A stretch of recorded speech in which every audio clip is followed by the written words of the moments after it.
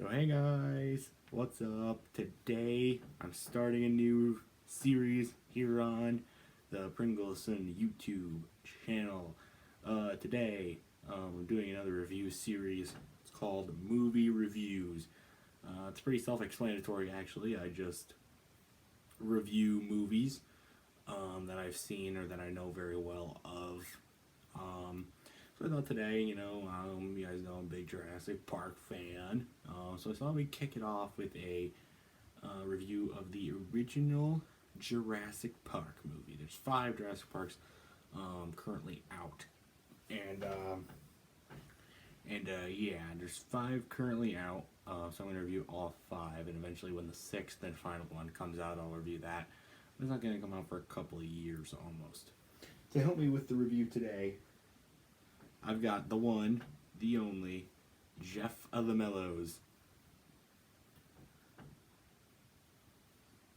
Are you there? Yep. Okay, we're doing this now. Yeah, this is Jeffofthemellows. Can't see him. Done a lot of work on his channel with podcasts. So it's time he comes over to the other side and are you gonna say something? Like, you can talk now, Yeah, a little bit of fun, but I thought you can jump right in. Well, good job plugging the podcast, like I told you to. Oh, you didn't even tell me to do that. I just did that. No, like, the other day when we were, it was like right after the podcast, I would plug you guys, and Doc occasionally plugs me, when I comment on his videos by accident. Oh, okay. Alright, anyway, let's get down to the review here. So, what I was thinking, if we go... Well, I sure probably went over this before the video started. I'm going to we can run down the plot of the movie, and then talk about what we don't do and don't like about it or something. And then at the end, we give a final review. Okay, what is your rating system? Well, I was thinking... Well, for all my reviews... Bananas. Yeah, like 100 bananas out of 300 bananas, or something weird like that? No. 1 out of 10. Just 1 out of 10. Oh, okay. If you watched any of my other reviews, that's how I do it. I watched a couple of them, but I don't know if you were going to do this one different because it's movies. No. I'm not going to do it different just because movies. Why would I do that? I don't know. No, whatever. Let's get down to it. So, the plot of Jurassic Park. Let's see here. So it starts... It's like there's this guy. His name's John Hammond. He's played by Richard Attenborough. He buys this big island called Isla Nublar off the coast of Costa Rica. Like 1984 or something. This isn't movie related. This is kind of just canon stuff they released. But anyway, he buys it and he spends years constructing a big amusement park, theme park, to do stuff. And then, he builds it. But he doesn't tell us what it's going to be quite yet. We don't really get that. And he buys the island and he's like building this big theme park dedicated to showing off dinosaurs that he recreated using fossilized amber from the ground and mosquitoes trapped in the amber to make the dinosaurs. How many species of dinosaurs does he make? He makes 10, I think, or 15 dinosaurs in the very beginning. 15 sounds about right. I think it might have been just 15, actually. Because when he talks about it, there are 15 species on the island. So you get an embryo. Well, I need to get to that. Continue explaining before I explain more. What? Hold on, I'm not paying attention. Go. What? What? What? Okay, anyway. Continuing on with the plot. So anyway, the movie opens with them on Isla Nublar moving the big raptor into her holding pen because the enclosure, they were trying to break out of the enclosure and it was kind of working. So they had to move them into the holding pen again. So they move in the big one in and she ends up loosening the cage, knocking a guy over, and killing him. And you get the famous Robert Muldoon line. I'm not gonna quote it there.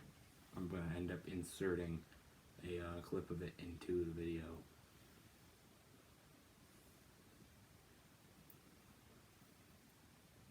Are you there? Yeah, what did you say? I'm gonna end up inserting a clip of that famous Robert Muldoon line into the video. That one? Yeah, that one. Anyway, then what Hammond does while that's going on, Hammond is on a mission to recruit some people to inspect his island, his park, before it's opening. So he recruits Alan Grant, played by Sam Neill, and Ellie Sattler. I forget who she is played by. Is it Laura Dern? Yeah, it's Laura Dern. They're both like dinosaur diggers, paleontologists or something. He's an Alan Grant is a paleontologist, and what's her name, Ellie? Ellie Sattler, yeah. She is a paleobotanist. Oh yeah, she does plants. Even though she's in the Badlands though, where there's absolutely zero plants. But whatever.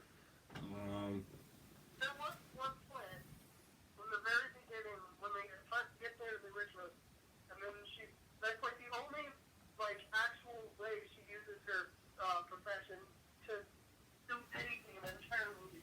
She's a lot more of a Lego Jurassic World kid, but like Yeah. in the movie, the only time it ever happens is when they initially get there and she says, this species of plants been dead for 3 million years.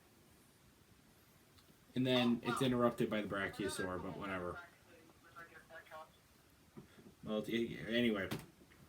So who else is there? Oh, there's Donald Gennaro, the lawyer, who's going to make the final decision on whether the park can be opened or not. There's Ian Malcolm, with his humorous self. My favorite. Yeah, Ian Malcolm is one of my favorites. The mathematician, extremely smart, likes to hit on girls, all that kind of good stuff. Yeah. And so that's it. And then they all fly out to Nublar, and then we get the Ellie Sattler using her knowledge for the only time thing that you said. Yeah.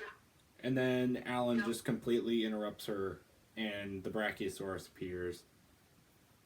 In one of the most iconic scenes in the entire franchise, absolutely. They gotta hold that thing, and then Alan and Ellie get out of the car, and then Hammond follows them. Then it's like, welcome to Jurassic Park. That sort of thing. One of the other most iconic lines in that time movie. There's a lot of lines. We'll probably get to most of them. Yeah, probably. So anyway, after that, they go to the Innovation Center, and this is when we start getting into more of the scientific stuff. They talk about the DNA extraction with the amber. They talk about how they were able to fill the genetic code with frog DNA or like some reptile DNA. And they talk about how like that sort of stuff. Then they go to like the lab, and then they meet the baby raptor that's hatching from the egg. This is where we meet. Yeah. This is where we meet Dr. Wu. He doesn't play a huge role in the first Jurassic Park, but he plays a huge role in Jurassic World, which I'll review a little bit later on the channel. So we'll talk about Wu more then, but really this is the only time we see Wu is this lab scene here with the raptor baby hatching. Yep, and that's where another very, very important line comes in, where they're talking about how do you control their mating. Well, all the dinosaurs on the island are female. How do you do that? Oh, we changed the genome so they can't do anything. And then Ian Malcolm does this thing where he says, and I can find the exact line. I have it written down. And life finds a way. It's life breaks free, life expands to new territory. Painfully, perhaps even dangerously, but life finds a way. That's the exact line. I used it when I chose the Devil of the project. Yeah. Yeah, that's a very iconic line. Life finds a way. Right. And then it's like, because all the animals in Jurassic Park are female. It's not the most important line in the entire movie. Probably the entire series. Probably the entire series, too. Yeah, that's true, actually, because that sets up a lot of things. Alright, but anyway, so after they go to the lab, then they go to lunch, right? Or no, they go to the Raptor pen with the big raptor. Watch it get fed.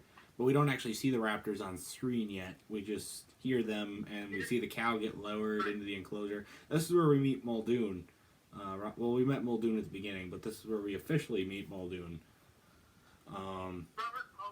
The game warden of Jurassic Park. He has huge experience hunting in Africa and is now a member of Jurassic Park to try and control these raptors. And he thinks he's got it all under control. Which he does at the beginning, but we'll find out later that he does not.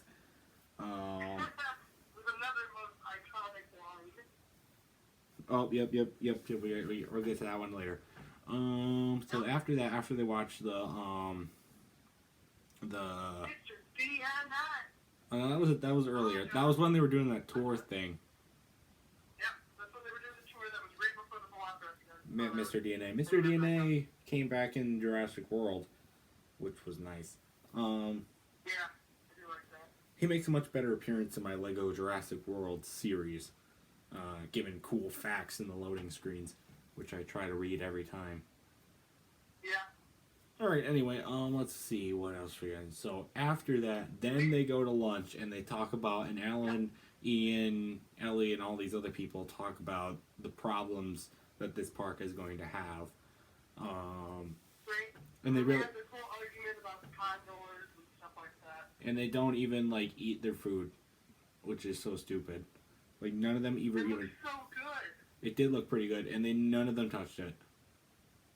Yeah. So anyway, after that, they then Hammond gets a notification that his grandchildren have arrived on the island. Lex and Tim Murphy have arrived on the island. They're joining all of them, and then we get that scene with them tackling him on the stairs and all that. Kids, Grandpa, kids, something like that. I don't know. Then they go on the tour. Well, then they leave for the tour. The first car is Lex, Tim, and Gennaro. Then the back car is Sadler, Malcolm, and Grant. Oh shoot, we haven't even talked about Dennis Nedry yet. Oh, we'll have to get to that. We'll get to that when they get to the control room, because there's a whole part with Nedry before even all this happens that we forgot. But we'll just give him that little backstory bit before we talk about the entire control room scene. yeah, so then they leave for the tour, and then they get to. So then Hammond goes to the control room. That's where we find Muldoon. We find Dennis Nedry and Ray Arnold, two of the main technicians of the park. Ray Arnold's played by Samuel L. Jackson. And Dennis Nedry's played by none other than Newman. Oh, Newman. Yeah. Oh, Newman. Oh, boy. But anyway, Arnold likes to smoke. Other than that, he really doesn't get anything. Obviously a very important plot point, Tyler. Thanks for pointing that one out. Well, every time he's on screen, except for when they, no, actually, every time Ray Arnold is on screen, he has a cigarette in his mouth. I mean, that's something that is part of his character trait. I guess so, yeah. But anyway, then, Arnold's describing all the problems they have with the park and stuff. And then we find Mr. Nedry, and this isn't the first time you would see him in the movie.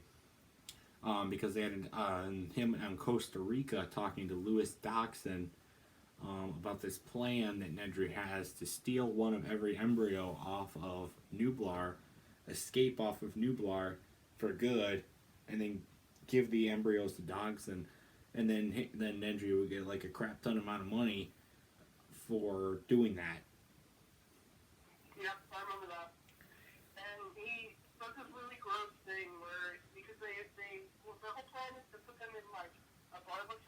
Yeah, they're gonna put one of each embryo in the barbasol can in a secret compartment, which will keep them cool. They have enough coolant inside for 36 hours.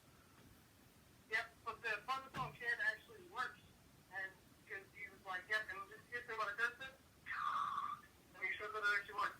And then his Nedry does this really nasty thing where he puts it on his eye, which I guarantee you he ate that pie.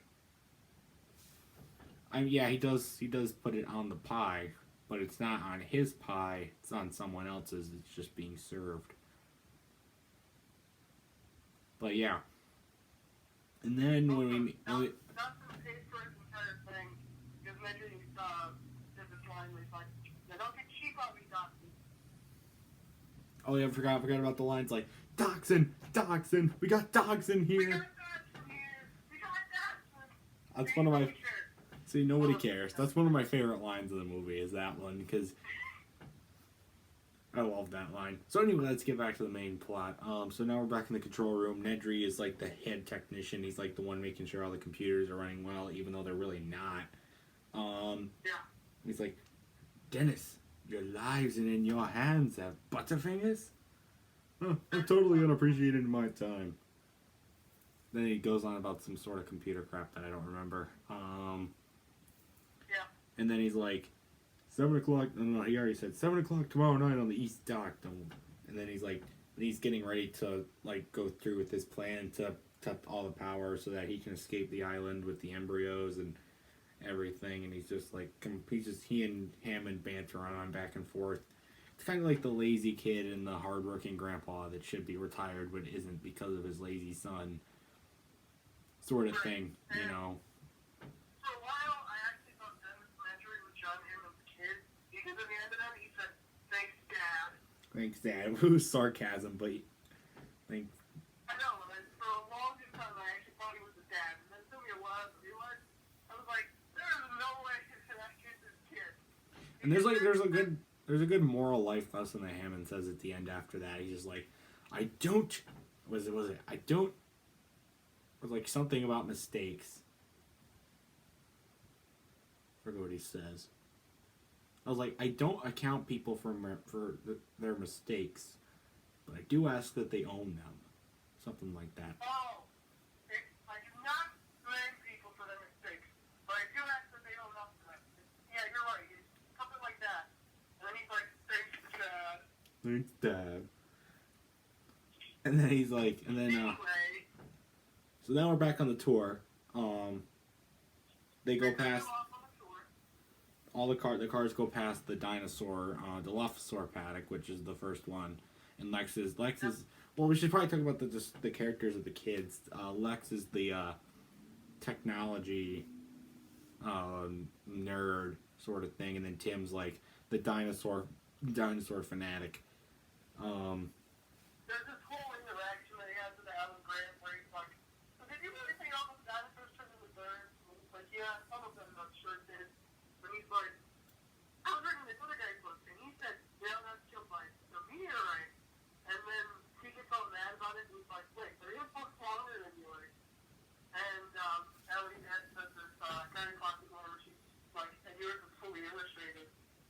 There's like knocking the crap out of Alan's book. Yeah. Some good interactions throughout the rest of the movie, though. Okay, and so then after the Dilophosaurus, they don't see the Dilophosaur. They don't see a lot on the tour, actually, as far as it goes. But then we go to... They see literally nothing on the entire tour until the thing happens. No, all right, let's continue on. So they get past the Dilophosaur paddock, and then we get more control room stuff, which we already talked about. And then Muldoon's like, "Quiet, everyone! They're approaching the Tyrannosaur paddock." And they're pulling up to the T-Rex paddock, which when they stop, and then they put a goat out for the T-Rex, but he still doesn't come. And then they have to leave. Kind of sucks, I guess. I mean, but knowing what happens later, they won't be disappointed, I guess. But anyway, and then they continue on the tour, and they see the sick Triceratops in the distance. Right, And then Grant... The only other part where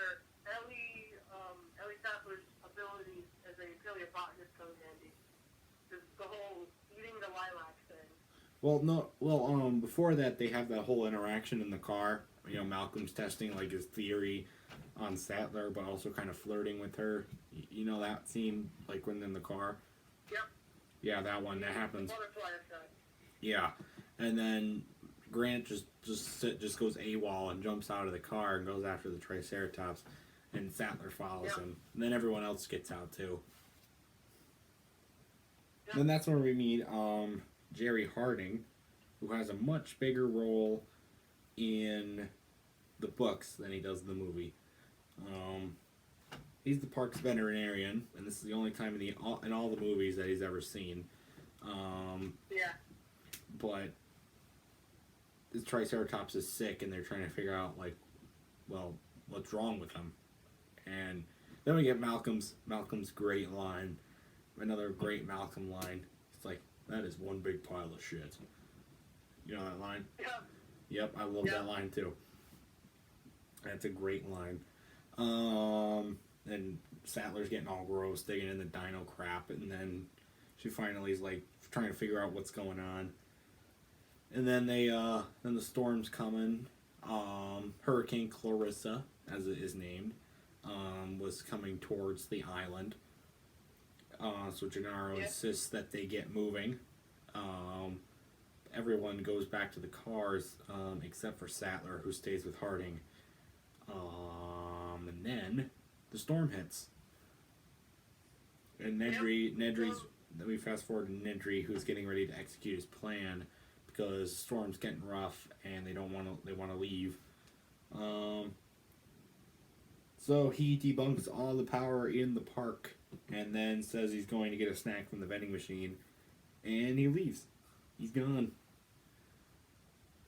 We get the scene with him going into the embryo room and doing all that and stuff. Then he leaves, and then the cars stop in the T-Rex paddock, and that's where we get the T-Rex escape and all that and everything. We're going to have to speed this up. It's already 23 minutes long, and we're not even halfway through the movie. So anyway, I'm going to fast forward some bigger parts. We get Gennaro running to the toilet because the T-Rex breaks out and he's freaked out, and then he gets killed on the toilet. That's one of my favorite parts too, is when he gets killed on the toilet. And then we get the T-Rex chase scene. Ellie and Gennaro go back. Not Gennaro. In the book, Gennaro goes back out, but Gennaro is dead now, so that won't work.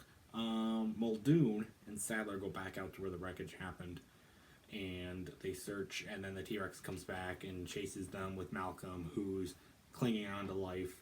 And then there's Grant and the kids. They're separated in the paddock of the T-Rex and the tree and stuff, and all that. And then There's this whole thing that's really bad. It's a movie mistake where the T-Rex breaks out. There's a fence and there's trees and all that. The ground is level right there. It eliminates the goat and everything. And then it cuts to the car being pushed off a cliff that did not yet exist. You know what I'm talking about? Yeah, the non-existent cliff that suddenly exists. Yep, I know what you're talking about. Yep, that's one of the. There's two iconic movie mistakes, and then I'll try to bring them up if you forget. But anyway, what else happens? So now the kids and Grant are separated from an injured Malcolm and Muldoon and the rest of them. So the next thing we get after the chase, I think, is the end of Nedry. He's lost in the rain trying to get to the East Dock, and he can't find where to go because he's going really fast, and he's trying to figure out where to go. So he ends up crashing into the Dilophosaur paddock, trying to get his car out of the mud. Ends up playing around with a little Dilophosaur, and then which ends up spitting in his face. He hits the roof of the car. The Barbasol can falls out, goes down the river, the waterfall, and into the mud, and we have not seen it since. But anyway, Nedry gets back in his car. The Dilophosaurus follows him back into the car, and then we get his death scene, technically off screen because we don't see him die. but they show his car and he's like dying and stuff. So yeah, Nedry is now dead. Well, actually, in the official Jurassic Park sequel video game, the one where it's from somebody else's perspective, do you know what I'm talking about? It's from the other people that were hired to eat the embryos after Nedry was dead. Yeah. And it was after the storm because Nedry didn't come back. So they actually did show Nedry dead in that game. There was a scene when he gets the embryos that showed Nedry dead. Yeah, but that's not really. I mean, that's canon, but that's not movie. I'm just confirming that he is dead and will not come back. Okay, when you're stuck in a car with a Dilophosaurus, I don't think you're gonna survive. Let's be real here. But anyway, what happens after that? Well, then Ellie and Muldoon go back out because they have to shut all the park's power down now in order to get it all back on. So Ray disables the power, gets it back, and then he has to go to a separate bunker in order to get the power back on. He goes out alone. You forgot something very important. Well, it's getting close to a half hour. I can't spend an hour reviewing. You forgot about the part, the whole T-Rex scene. Okay, so there's one part you missed specifically. You got the kids falling down the pit. You got the lawyer getting eaten. And you got them going back. But you forgot the initial thing that happened. So when the T-Rex was attacking the kid's car, Alan Grant gets out to the flare. He tries to get the T-Rex's attention. He throws the flare. But then Ian Malcolm does something real stupid.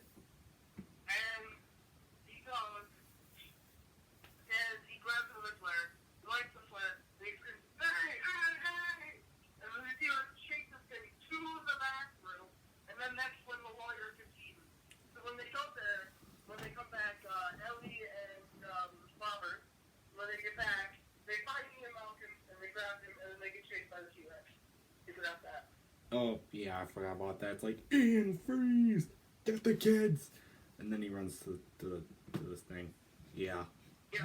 Yep, I remember that. Okay, where were we? Raptor Panic. So, Muldoon and Ellie go back out after Arnold's been gone for a while and realize since the power is all down, the raptors have broken out of their holding pen, making situations a lot more worse. So they get to the bunker. Ellie has to make a mad dash to the bunker because Muldoon thinks they're being hunted, which she ends up being correct. So Ellie makes it to the bunker, she gets the power back on, and then the raptor is in the bunker, and attacks her, but she's able to escape. And then we go back to Muldoon, who's outside, and then we get this famous scene where he's trying to shoot one of the raptors dead, and the other one sneak attacks him from the side. And we get another very famous line from this movie, where he's like, "Clever girl," you know. Yep. Let's see what else, and then he dies. Muldoon is dead. Ellie escapes, goes back. The power's on. No, actually, she's like trying to get back, and then she ends up getting back, I think. Okay, so hold on. We can't go. So, Alan and the kids,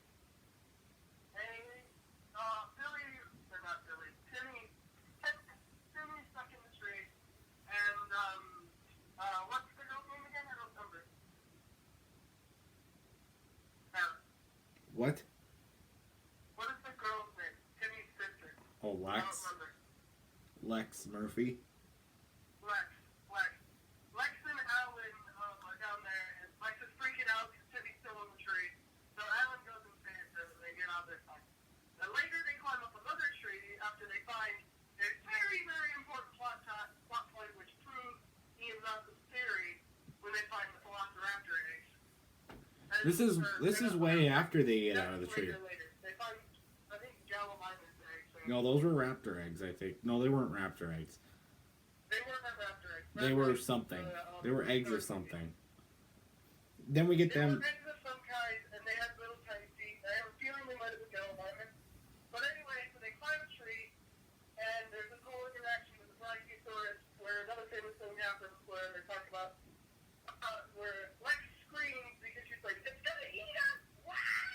Oh yeah, the Brachiosaurus scene. No, Yep. no. This is a Vegosaurus. Over the Vegosaurus. And then we get the scene where the Brachiosaurus sneezes on Lex when she tries to pet him, and Yeah, and then after that, well, everything else is going on with Ellie and Ian and Hammond and all that. They are trying to get back there, and they're all kind of crappy at this point. Timmy is like covered in vomit. Lex has got snot all over. All of them are muddy and wet and tired. They get this big open field, and they're like, "Oh my God, there's a lot of yellow lemons coming our way. We're gonna hide behind this tree." And then the T-Rex comes out and eats one of them. And they're like, "All right, we gotta get out of here before some big pizza." And there's this whole thing where like Timmy looks over and he won't leave. He's like, "Whoa." look at all this blood. Then Grant drags him down, and they leave. Yeah, and then getting next to the with Allie when she turns on the power. Wait, as that part is happening, Allie, Lex, and Timmy are climbing the electric fence. Oh, I forgot about they were climbing the T-Rex fence. What? Weren't they climbing the T-Rex fence, or was it just a random fence? It was just a random perimeter fence. And so anyway, they're climbing that, and then Ellie turns on the power right as Timmy jumps, and Timmy gets electrocuted. Really, really bad. And there's this whole thing with the first human being toasted, and Timmy lives, and everything is fine. And then now, Tyler, you can continue with the part where they meet up. Because they get back, and then Ellie's like, "Run!" And then you can continue the rest. Yeah, she has a limp for some reason, even though she really didn't get injured at all. Hold on. Can we point out that the entire movie, she made so many moaning noises? And out in the Lego game, every time you do something, it makes like a moaning noise. And how uncomfortable you are when you do things in that game because of it. Trust me, I'm playing the game for the channel right now. Don't really have to tell me that. But anyway, so they meet up, and Grant leaves the kids in the kitchen. We get the whole famous Raptor kitchen scene, but they're hiding out in the kitchen, maneuvering their way through the kitchen to avoid the raptors, two of the raptors who have entered the kitchen and are after them. And we get the... Hold on. That is where the second strangling mistake happens. A hand comes out of nowhere and pushes the raptor's butt down. That's very big movie mistake. Oh, yep.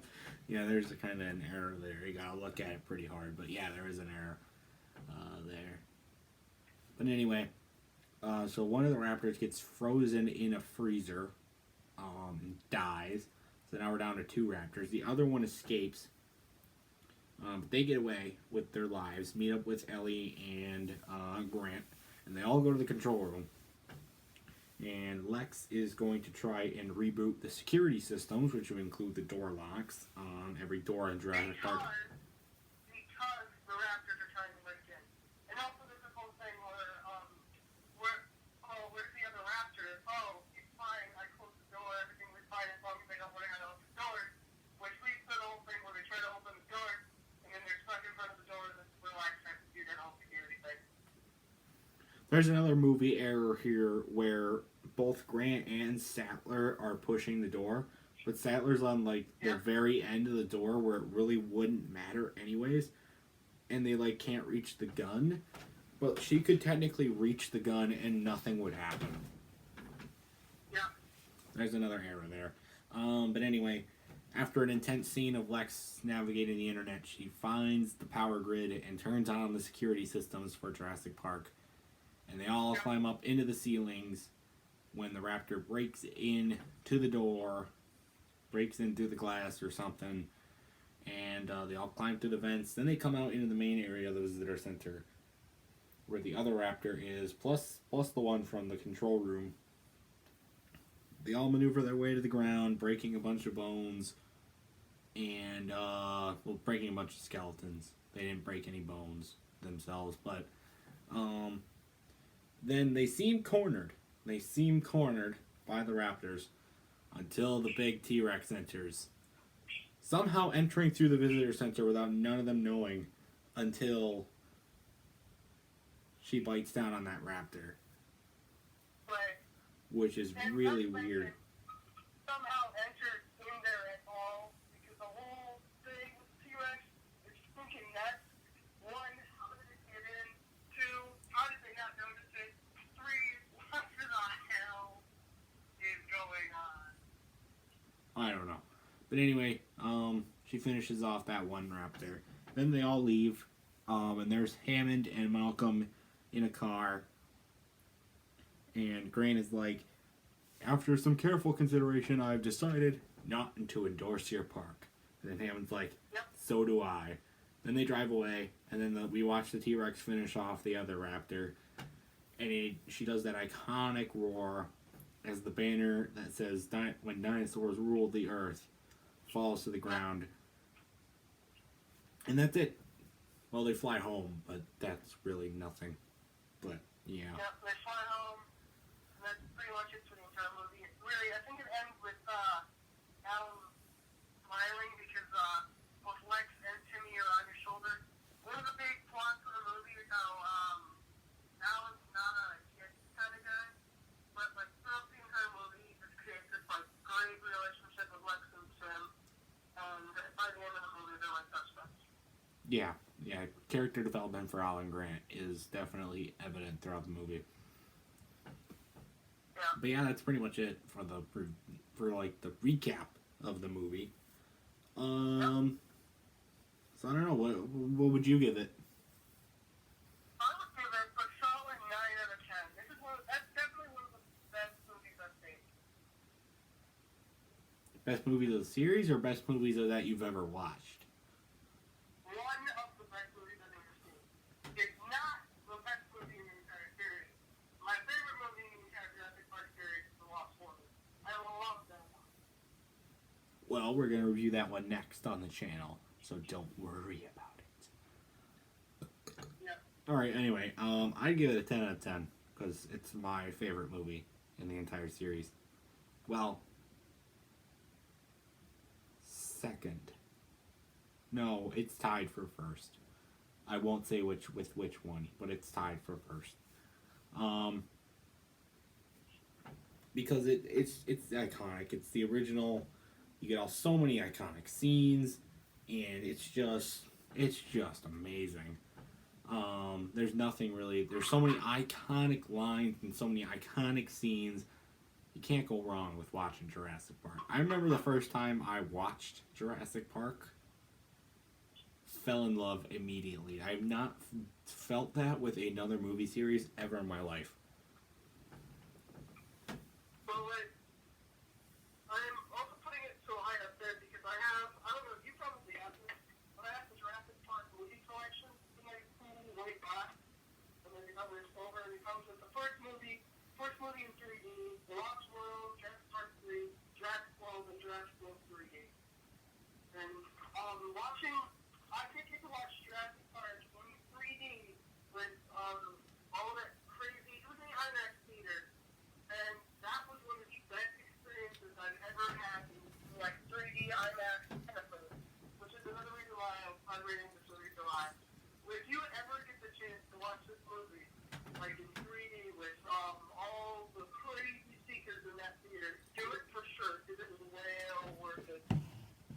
If I ever do it, if I ever get the chance, I'll do it. But you can't go wrong with a classic that is now 26 years old and counting.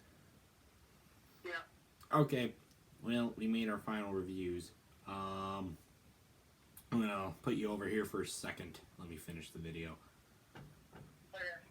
I want to talk to you after this is done. Okay, so that's it, guys, for this review of Jurassic Park. In the next video, we're going to continue on with the rest of the Jurassic Park series: Lost World, Jurassic Park 3, Jurassic World, and eventually Jurassic World Fallen Kingdom. And then after that, we're going to do a bunch of other movie reviews. Don't know if I'll ever be this long again. But anyway, yeah, see you guys in the next video. Goodbye.